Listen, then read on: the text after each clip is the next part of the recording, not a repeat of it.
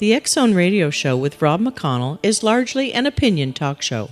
All opinions, comments, or statements of fact expressed by Rob McConnell's guests are strictly their own and are not to be construed as those of the X-Zone Radio Show or endorsed in any manner by Rob McConnell, Relmar McConnell Media Company, the X-Zone Broadcast Network, its affiliated networks, stations, employees, or advertisers.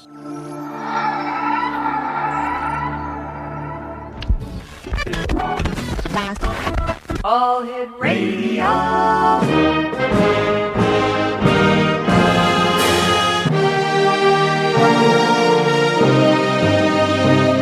Welcome to the X-Zone, a place where fact is fiction and fiction is reality. Now, here's your host, Rob McConnell. And welcome to the X-Zone, everyone. My name is Rob McConnell, and for the next 4 hours, I'm your host and your guide as together we cross the time-space continuum to this place that I call the X-Zone. It's a place where people dare to believe and dare to be heard. It's a place where fact is fiction and fiction is reality. And the X-Zone comes to you Monday through Friday from 10 p.m. Eastern until 2 a.m. Eastern. Right here on the Talkstar Radio Network, X-Zone Broadcast Network, UK High Definition Radio, Euro High Definition Radio, and Star Cable. Worldwide, toll-free 1-800-610-7035. Email xzone@xzoneradiotv.com. On MSN Messenger, xzoneradiotv@hotmail.com. And our website, www.xzoneradiotv.com. My first guest tonight is Robert Stone, and Robert comes from a family with a long history of paranormal activity and psychic phenomenon. Robert began to have paranormal experiences at the age of 7 after a severe illness. Robert is a master-level counselor and has worked with hypnotherapy, subconscious communication, and subconscious programming for over 33 years. Although focusing primarily on traditional therapy techniques, Robert has had extensive experience with reincarnation recall events and other paranormal phenomena that can manifest from the subconscious mind. In addition, he has had the opportunity to help departed spirits contact those still living and also help those that need assistance to find the light. Joining me now is Robert Stone. And Robert, welcome to the X-Zone. Thanks a lot, Rob. Glad to be here. What was it like at the age of 7 starting to have these paranormal experiences after you were severely ill? Well, it was a little confusing. Mm-hmm. I was in the hospital for about a week with a severe pneumonia. I was so out of it I didn't even realize I was getting a very huge shot several times a day.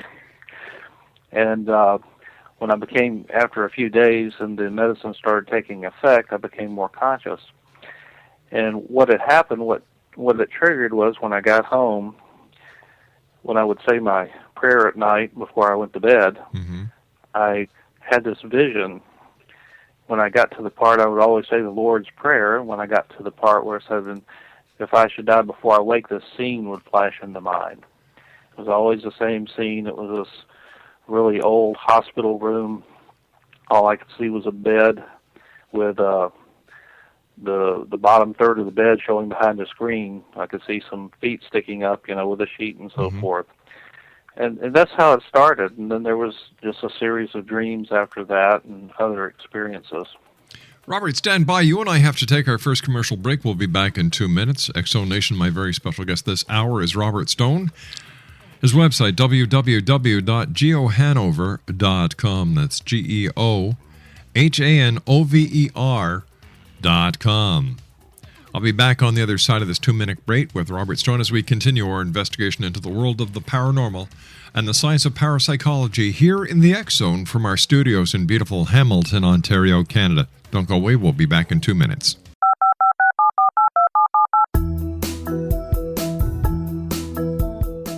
Did you know that when you're on the road with limited data or Wi-Fi, you can still listen to the X-Zone Radio Show with Rob McConnell, The Science of Magic with Gwilda Wiyaka, X-1, Dimension X, Space Patrol, and every minute of the X-Zone Broadcast Network by calling 213-401-0080, courtesy of Audio Now. No smartphone, app, or internet needed. It saves your data plan and it's free if you have unlimited minutes. Call 213-401-0080 to listen on any phone, anytime, anywhere. Remember 213-401-0080 for the best of the paranormal, parapsychology, and sci-fi radio programming anywhere, 24/7, 365. Hi everyone, Rob McConnell here, and I wanted to spend a moment on internet streaming. Everybody has heard about internet streaming, but not many know much about it. Did you know the internet streams just about everything? Movies, From new releases to old classics. TV shows, Almost every show, every episode, and much more. But the question has always been, how do you do it? Well now, thanks to the folks at 123 Ready TV, I have the answer for you. They have developed a simple program app, 123 Ready TV, that you install on your Windows PC, Android smartphone, or Android tablet that can have you streaming like a pro in less than 5 minutes. You truly won't believe how much is available or how easy it is to do until you try. And for a one-time cost of only $19.99, this product is a real winner. To learn more about 123 Ready TV, visit our website at www.xzbn.net.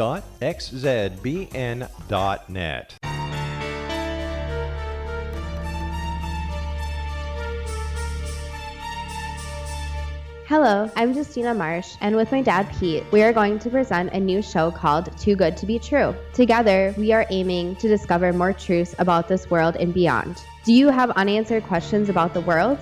Do you ever wonder about aliens, conspiracy theories, or the universe? There are many shows discussing subjects such as pyramids or UFOs, but we want to relay this information based on our own research, including from spiritual means. Hopefully, listeners will be helped with their own beliefs and will appreciate the psychic insights that add to the previous research and information. We both look forward to sharing this insight and beginning this journey with our listeners. Visit xzbn.net for more information about when to listen.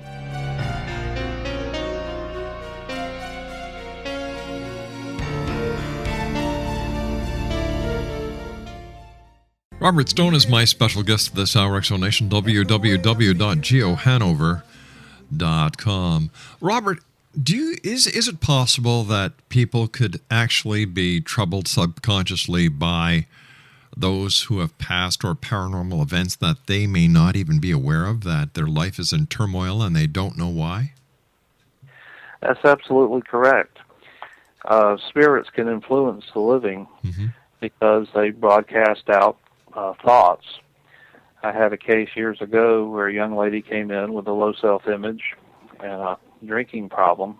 They were just really negative, felt negative, and they were coming to seek help. And it turns out that they were picking up impressions when they were being born or during the pregnancy from their mother, who didn't want them to be their child. And there was just a lot of negativity that went on. And this mother just hated this child, which was very confusing to the child during the pregnancy and then after they were born. And then it just kind of continued on. There was a lot of hostility and animosity. And when I got into the session with this person, they spontaneously went back to this during the pregnancy part, which is very unusual. I mean, researchers have done this, where they've taken a person back to just before the birth process. But this person did this spontaneously because their mind took them back to the point. So when we started looking at why the mother had such an animosity towards this child, because she had other children that she didn't react that way to, it turns out that her subconscious mind took back to a previous lifetime. This was spontaneously. This young girl had no idea what reincarnation was or anything else. And her and the entity that was her mother were rivals in a love triangle. And the girl in that lifetime had beat out the mother, and there was this great resentment. But the interesting thing about this case was that the male that was the subject of this love triangle was in spirit form and was haunting this girl and giving her negative feelings, negative thoughts, trying to get her essentially to destroy herself so he could have her again. Make her get out of the physical so that he would have her again. And this entity had been plaguing her. I'd say the girl was in her young 20s at the time of the session, all of her life. And she didn't know this, and the negativity was being pumped in, and all she assumed was, well, she felt negative, she was having these self-destructive thoughts and so forth. So once we identified that this entity was there causing problems, we went through a process to have the spirits escort this entity where he belonged, as opposed to hanging around down on the physical and pestering this girl. And it was just like a big cloud had lifted off this person. It was like night and day. And that's what most people don't realize, is that the spirit world is very real, whether you believe in it or not, because this girl had absolutely no foundation for any of this stuff. And yet it was there, it was affecting her, and once it was addressed, it helped to solve her problem. Is it almost like being possessed instead of haunted? Well, no, in this case it wasn't a possession, because the entity did not try to get into the person.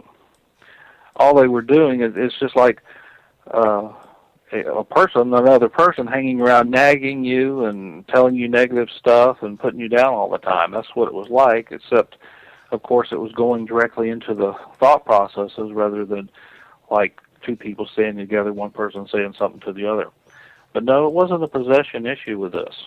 And this happens more than you think, because it's easy for these spirits to attach themselves to living people. It happens a lot, and in some instances, people end up, they think they're going crazy, and they have to seek mental health treatment because they're being haunted, and they don't even know they're being haunted.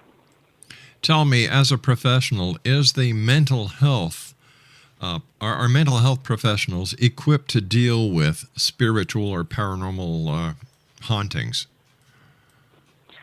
Most of them are not. Obviously, this is not something you learn in graduate school, or in the case of psychiatry in medical school. The more flexible clinicians and therapists which is my approach, whatever you deal with, you got to deal with it. You can't let your preconceived notions come into a situation, because you got to help the person. And they don't teach this in graduate school. They don't teach that there are outside influences that can affect the person.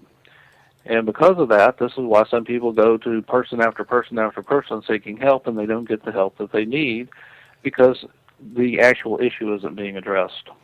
If a person is being haunted by spirits and they don't know, they think it's a mental health problem, they go to see a regular mental health practitioner who has no experience or who does not believe in the paranormal, what kind of misdiagnosis could be given to this person? Well, depending on how intense the person presents it to the clinician, they could be viewed as being schizophrenic. Hearing voices or seeing things, which is a very common occurrence. People see that, you see things out of the corner of your eye. The person that have to be really psychically sensitive, because everybody has this capacity. And you don't have to be super sensitive to pick up voices, see things out of the corner of your eye. I mean, it happens to people all the time. You just tend to dismiss it, say it's not much to it. And so there's a lot of people that have a problem that is coming from an external source, and it's not addressed. What was your first professional case as a mental health practitioner that you worked on concerning the paranormal, and why did you decide to go into it as deep as you have? Well, of course, my own personal experiences led to that. Because after my illness, it opened up a doorway to the point that I could look at pictures and see all sorts of things about a person. I can remember when I was about 7 years old, after that had happened, I would look at pictures, and it was like the person's life unfolded before me. I could feel all the emotions and stuff. So I knew that there was something there, and I pursued it because I had to understand what was happening to me. And the case I told you about of the young woman was the first one that happened spontaneously shortly after I started doing the hypnotherapy work. I went at it from a traditional standpoint, of course, but being flexible if these things came up. And it happened quite a bit of the time. So like people spontaneously going into reincarnation experiences. Of course, this culture has no basis for that. Mm-hmm. Other cultures, it's a routine, established principle, but not this one. And so for some people, they would spontaneously go into reincarnation recall. And if the mind comes up with it, you need to examine it, wherever it comes from. And so for some people, it was disturbing. I can remember one client asked their mind, when did this problem start? And they said, 1905. And then they said, wait a minute, I wasn't born until 1915. This was an older person, right, about 30 years ago. And so I had to smooth that over because they had no foundation for that. And so the mind goes back. I used to teach a self-hypnosis course and dealing with the subconscious communication with the pendulum. And so after everybody learned to do the pendulum and so forth, I'd throw the ringer out there. I'd say, okay, now I want you to ask your subconscious mind if you'd ever lived before. And this was just dealing with people in the Southeast who tend to be a little closed-minded about those sorts of things. And I don't think there was anybody who ever took those courses that didn't have their mind tell them, yes, you've lived before. I'm talking about some conflict and anguish it produced in some of those people. Mm-hmm. But a lot of them, it's like, this is interesting. I need to look into this further. Is it possible that when you're doing regressive hypnosis and you come across a past life, that person may, in fact, cling on to that past when you try to bring them out of hypnosis? Well, no, it doesn't work that way. Past life is just like any other memory. The person no more clings to it than, say, like an event that happened at 5 years old in this life. And if the person is fixated at 5 years old, in other words, a traumatic experience or something significant happened, it's the same principle. It's just the time parameter is different. So the person is not going to be, let's say, overwhelmed to go back and totally become the person that they were, let's say, 100 years ago. Although that element is part of their day-to-day personality because a person is an accumulation of experiences, and those experiences go over a number of different incarnations. So I guess when people say they bring baggage with them from one life to the next, this is what they're talking about. Absolutely. And if you don't know to look through the baggage to clean it out, it makes it much more difficult. That's why cultures that look into the reincarnation process and examine it, they use it as a learning tool to make the present life better. And, of course, in their construct, to make the future lives better, too. And this is what creates a lot of conflict in the West, because the West, their belief cultures is such that they don't want to acknowledge that even life after death exists, Robert, stand by. You and I have to take our news at the bottom of the hour. Very interesting hour with our special guest, Robert Stone, Exonation. His website, www.geohanover.com. 1-800-610-7035, toll free worldwide. Email exxon@exxonradiotv.com. And you're listening to yours truly, Rob McConnell, here in the X Zone from our studios in Hamilton, Ontario, Canada. This is the X Zone Broadcast Network, broadcasting worldwide on broadcast affiliates and satellite program providers, including CNN Broadcast Network, Sirius Satellite Network, Star Media, Good News Radio Network, Angel Broadcast Network, Wiki Broadcast Network, and WPBN TV. For more information on the X Zone Broadcast Network, visit us at www.xzbn.net.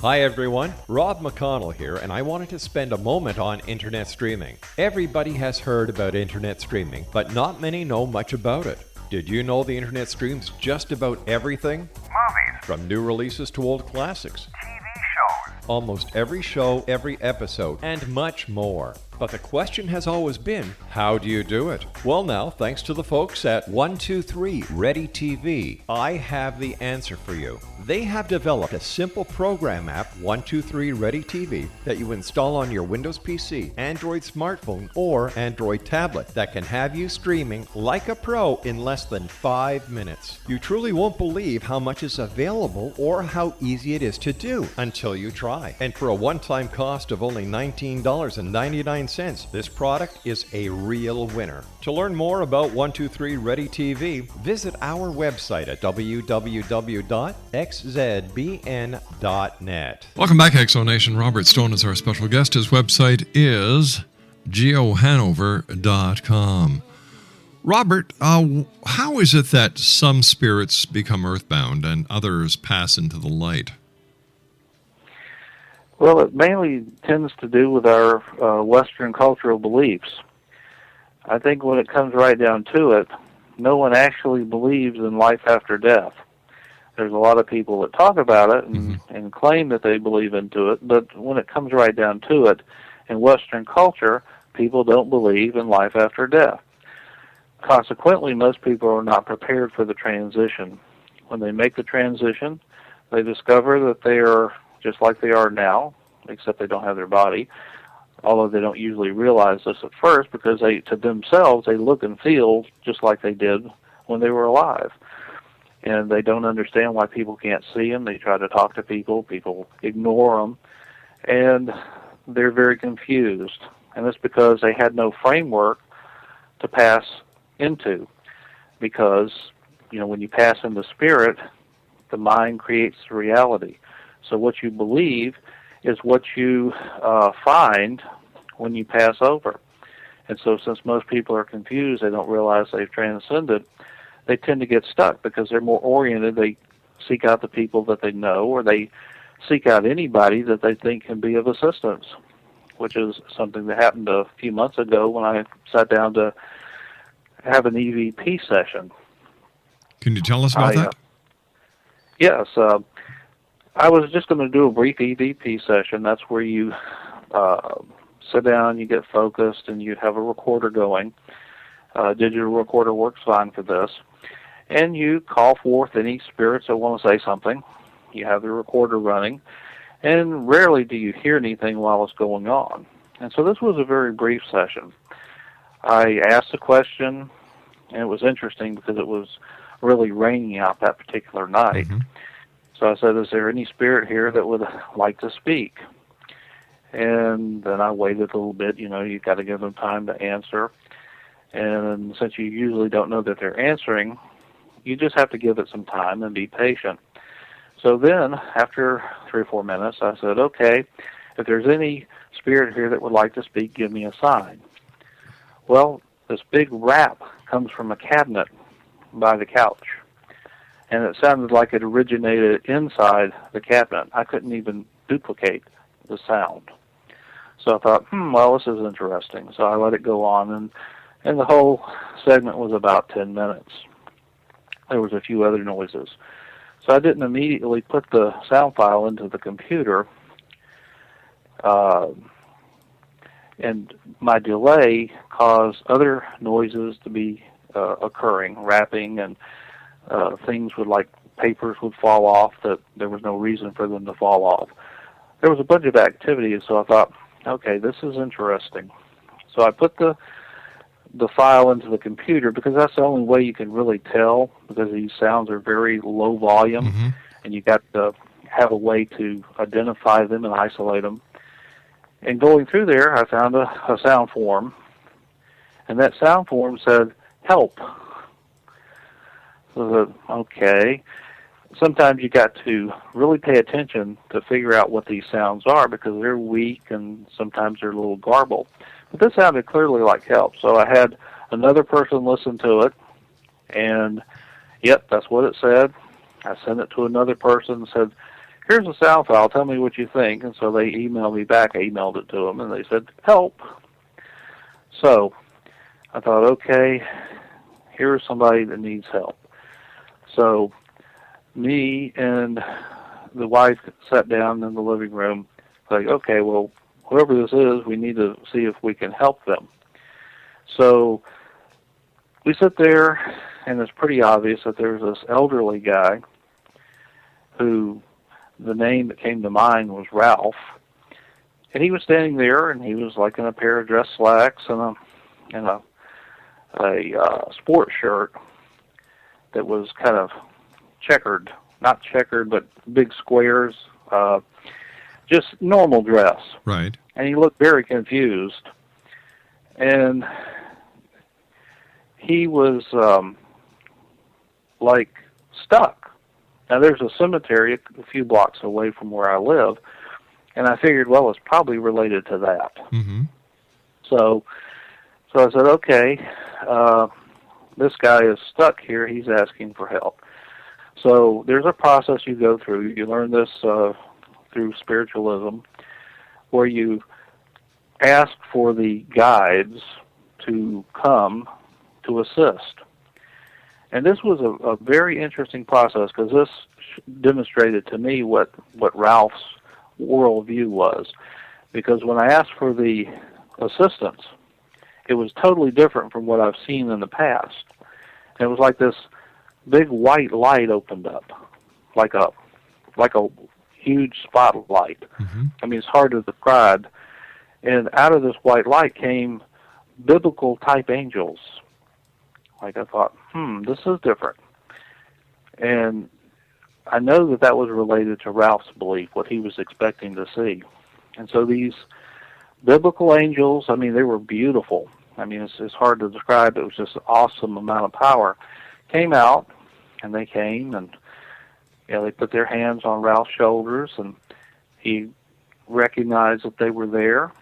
And it was like his demeanor changed, that he was saved. He was found.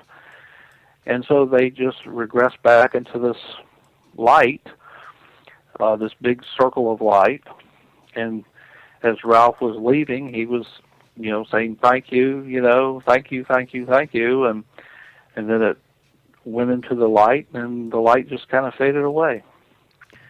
And that was a very different experience. I've had experiences over the years with that, but that one was pretty unique. Did the angels acknowledge your presence, or were they just there for Ralph? Well, they were there for Ralph, but they obviously were sentient beings. Mm-hmm.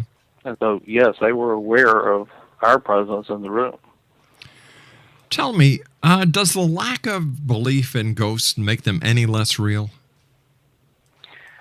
Absolutely not. I mean, in our culture, most say there's no such thing as ghosts. Mm-hmm. But that doesn't change the reality, because ghosts are objective beings. They're people that don't have a body right now. And so it's just like if you say, well, I don't believe that my next door neighbor exists, right, but they're there. It's the same thing. Just because you claim you don't believe it doesn't make them any less objective.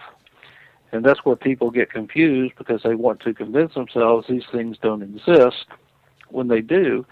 And that's another thing that gets people confused when they do make their own transition. They don't believe it's possible.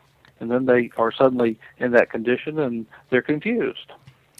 How would one prepare themselves for that transition come the end of this lifetime?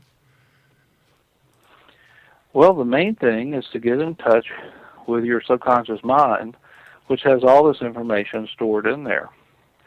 I've always been encourage people to explore their other lifetimes, because by definition of having lived before, that means you've made the transition before. And so by understanding that you do live eternal life, that there is life after death, it helps to say, well, if I've done it before, I can do it again. And that there's a place that you go, and your mind orients towards the correct place rather than getting fixated on the physical level. How does a ghost actually affect physical matter? For example, you were talking about the wrapping that came out of the cabinet. How can a ghost do that when a ghost is not of a mass material? Well, they're not of a mass material, but they are electromagnetic in nature. and they can affect the electromagnetic field of things. Think about how a speaker works. Mm-hmm. The speaker works by moving electromagnetic field that causes the cone to vibrate. Right. And ghosts do the same thing. You know, their energy, their electromagnetic field, their energy is sometimes weak, but they can draw on living people to amplify themselves, which is why some people can go to a haunted location and have a bunch of ghost phenomena. Another person who really doesn't have a lot of energy, so to speak, can go there and nothing happens. You know, this has been known since the days of spiritualism in 1849. Yeah, but how many times is it when somebody goes to one of these haunted locations that it's mind over matter in their own psyche compared to an actual paranormal experience? Well, I don't think that when people go to a haunted location, they're necessarily going there with a preconceived idea that they're going to manifest stuff. But if a person goes to a haunted house or a haunted location and they're aware of that, their subconscious picks up that message, and can't that play on the person's seeing or hearing non-existent sounds and sights? Well, I don't think that most people are prone to hallucination. And see, if they were hearing something that wasn't there, that would be a hallucination. I think most people's concrete filter filters that out. Mm-hmm. Now, if a person is aware and their energy level is high, they can cause objective sounds, just like those raps that I was telling you about. Those are very common phenomena. Years ago, when we used to have a weekly meeting, we'd have a big meditation session that had quite a few people meditating, and there were knocks and raps and other sounds all the time that were very objective, and no one was expecting those things. Now, some people with a vivid imagination can go and perhaps assume that certain noises that they're hearing are paranormal in nature when they are not, but at the same time, if noises are taking place and it's not the wind or it's not the house settling or whatever, then there's some basis for it. You know, some people tend to think that being skeptic is a good thing, but skeptic is a preconceived notion that something doesn't exist. And as quantum physics tells us, the experimenter affects the experiment. And there can't be an experiment without the experimenter. So that person's mind is affecting reality. So can't we say the same thing about people who go into a haunted location with a preconceived idea that they're going to actually have a paranormal experience then? Well, that's difficult to say because I guess it's on a case-by-case basis. I'll give you an example. I went to Cheatham Hill Battlefield a number of years ago, and I walked around looking for EVPs. I had no clue what was there. I mean, it's sort of noted for being haunted, but the EVPs, I got two of them. In about 90 minutes, I got two of them. And one of them was saying a gurgled help, and the other one was saying something to the effect of, "Who are you?" And my mind didn't make that up. You know, it was on the tape. And so you can use EVPs if you doubt yourself. All right, let me ask you. You can't doubt what gets.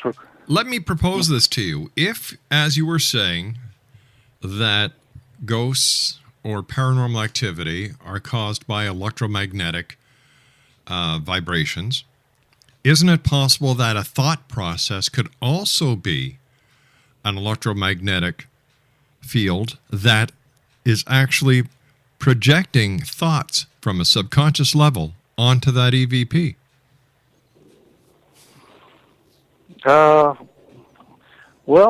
Theoretically, that's possible, but then, you know, why would you do that? Maybe because it's your will, you want to subconsciously so much have a paranormal experience that you actually project that thought onto the recorder. Well, I'd say that the research in EVPs demonstrates that that's highly unlikely. But there is no actual credibility when it comes to EVP recordings. Science has not bona fide it. So it's a theory as it stands now. Well, actually, if you look at the early experimentation and so forth, I think it's been pretty well validated because it started. But it hasn't been validated scientifically, only by members of the paranormal community who insist of its legitimacy. Well, but let's look at what you're calling scientific. If, as the quantum physicists say, the experimenter affects the experiment, if you have someone... Okay, look, you and I have to take a commercial break. We'll be back on the other side in a couple of minutes. This is the X Zone. We're coming to you live from our studios in Hamilton, Ontario, Canada. Back after this break. This is the X Zone Broadcast Network, broadcasting worldwide on broadcast affiliates and satellite program providers, including CNN Broadcast Network, Sirius Satellite Network, Star Media, Good News Radio Network, Angel Broadcast Network, Wiki Broadcast Network, and WPBN TV. For more information on the X Zone Broadcast Network, visit us at www.xzbn.net.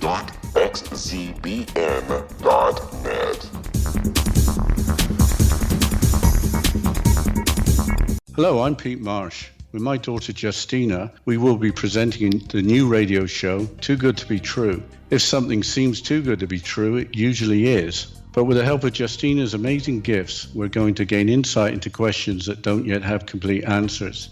Have you wondered who built Stonehenge and for what reason? Why are crop circles found in the same region as Stonehenge and elsewhere? Are crop circles a hoax, or are they created with technologies that we have little knowledge of?